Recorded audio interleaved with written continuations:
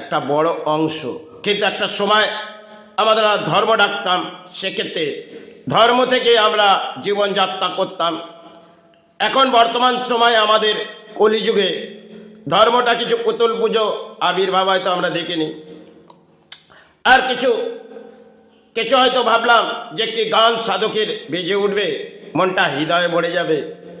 এই অংশে বাংলায় সেবাটা হয়তো মাতৃরূপে চলতেন। আজকে হয়তো সেবা কিছু ডিজে বাজিয়ে সেবা হয়তো হয়, আর কিছুটা এনজয় হয়তো কলিযুগে এই সমাজে আজকের পরিস্থিতিতে হচ্ছে। সময়কালে যারা সাধনা করেছিলে তারা কিন্তু কিছু ব্যাখ্যা দিয়ে গেলে। আজকে যেই অংশের ভাগে আমরা এসে গেছি, সেখানে সর্বপ্রথম আমাদের কাছে অর্থটা প্রয়োজন, আর কিছু অসৎ বলি করে আমাদের জীবনযাত্রা হাসিল হয়ে যাবে। কিন্তু একটা সময় কলিযুগের বহু কিছু ইতিহাস যারা রেখে গেলেন, সেটা আজকে আমরা ফেলে দিয়েছি। কারণ আমরা একটা নতুন কিছু পেয়েছি, যেটা হচ্ছে রাজনীতি। তার মধ্যে কিছু চিৎকার করে কিছু ধর্মের আশ্রয় নিয়ে ধর্ম জাগিয়ে যাব, এবং কিছু গানের বাজ দিয়ে সবাই বুঝে গেল। আর আজ বাংলায় একটি গানের বাজ দিয়ে এক নারী যা বুঝিয়ে গেল, সে বোনায় কোথায় গেল? সে যে বাংলা থেকে কোথায় গেল?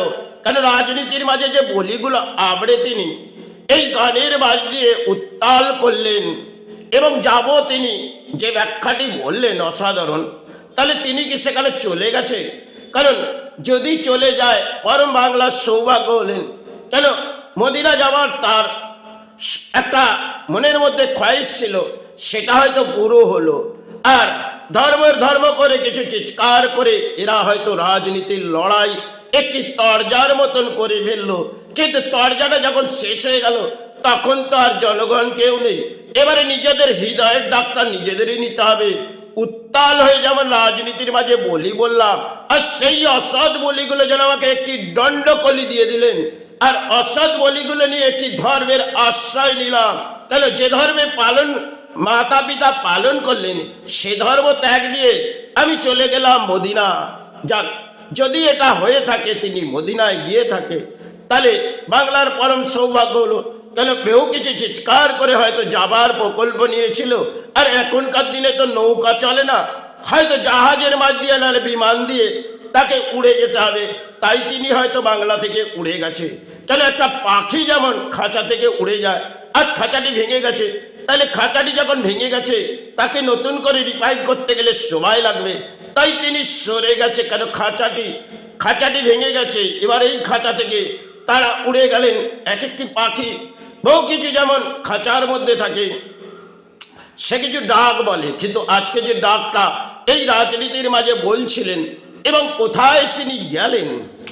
কেন উত্তাল করে সমাজকে গেলেন, খেতে কোথায় গেলেন? এক অদ্ভুত খেলা আমরা যেটা রাজনীতির মাঝে দেখলাম। আজ কিছু রাজনীতির হয়তো চিৎকার হয়, আর যে চিৎকারটি হচ্ছিলেন সেটা মনে হয় বাংলার দুর্ভাগ্য হচ্ছিলেন। কারণ পরম সৌভাগ্য তো বাংলার নয়, পরম সৌভাগ্য এক একটা সময় সাধক গানের মাধ্যমে বুঝিয়েছিলেন। আর এরা যে গান গেয়ে বাংলাকে বোঝালেন, সেটা বাংলার সাধনার জগৎ একটা সময় ধর্মের আশ্রয় নিয়েছিলেন। আজকে এরা কলিযুগে এসে অধর্মের আশ্রয় নিয়ে মনে করলেন পরম ধর্ম আমি জাগিয়ে ফেললাম। তাহলে দুটি ধর্মকে যখন আমি জাগিয়ে ফেললাম, আমাকে তো চলে যেতে হবে। তাহলে এই ধর্মকে তো আমি জাগিয়ে ফেলেছি, এবার ইসলামও জাগিয়ে ফেলবো। এটা আমার নতুন প্রকল্প আসছে 2026-এ, তাই আমি ধর্ম জাগিয়েই ফেলবো। কেন আমার রানী একটি মন্দির গড়েছে, আর যে মন্দিরে জগন্নাথ প্রবেশ করেছে, আর বহু কিছু শিলান্যাস রানী পুঁতে দিয়েছে, সেটা আবির্ভাব হয়ে গেলে বাংলার সৌভাগ্য হবে। তাহলে দুরবস্থা তাদের ভেঙে পড়লো। মন্দির হয়তো জগন্নাথ গড়লেন, কিন্তু বাবা তো প্রবেশ করলেন না, একটা পুতুল হয়তো প্রবেশ করানো হলো। কিন্তু জগন্নাথ ভগবতে যা ইতিহাস ছিল, সে হয়তো ভেঙে চুরমার হয়ে গেল। কেন একটি মন্দির গড়াতে আর বহু কিছু শিলার প্রকল্প করাতে রাজনীতির মাঝ থেকে তরজার লড়াইটা শেষ হয়ে গেল। এই চলল বাংলার রাজনীতি।